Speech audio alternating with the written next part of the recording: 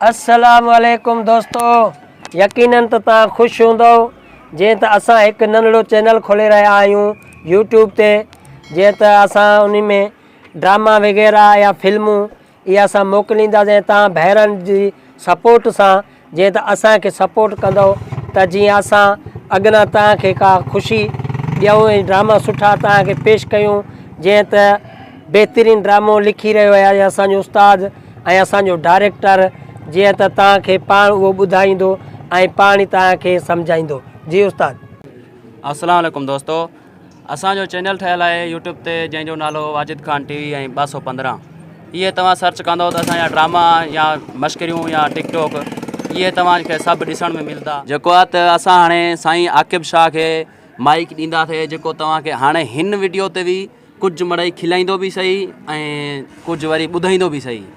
हाँ साईं। अस्सलाम वालेकुम दोस्तों, उम्मीद आहे त तव्हां ख़ुशि हूंदव। जीअं त असांजे डायरेक्टर साहब तव्हांखे ॿुधायो हक़ीक़त आहे, जीअं चयां इहो ई सही आहे।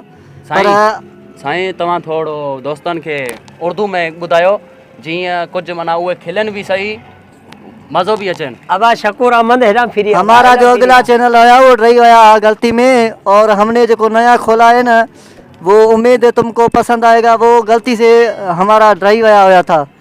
अब जो नवा भरे रहे हैं ना ड्रामा, उम्मीद है तुम लोगों को डाढ़ो वणेगा।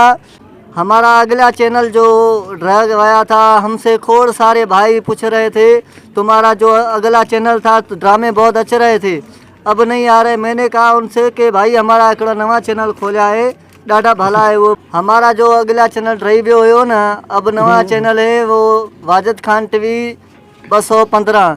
डाढ़ियों भलियों फिल्मां अच रही हैं, हम मेहनत कर रहे हैं। हमारा ये सांवल भा है और हमारा वाजिद जो डाढ़ी फिल्मा अच्छी भरता है। और मैं अब नई कड़ी फिल्म भरेंगे हम जो उर्दू में। मुझे अच्छ रही है बड़ी उर्दू। लोग ये कह रहे हैं तुम्हें उर्दू न अचती है, मैं इनको सिखाऊंगा। साईं हाणे हिकिड़ो मिंट साईं जे लाइ महिरबानी करे हाणे चैनल ते वञी सब्सक्राइब भी कयो ऐं लाइक भी कयो। वरी मिलंदासीं अॻी वीडियो ते। मता सम्झो त इहा ई उर्दू आहे।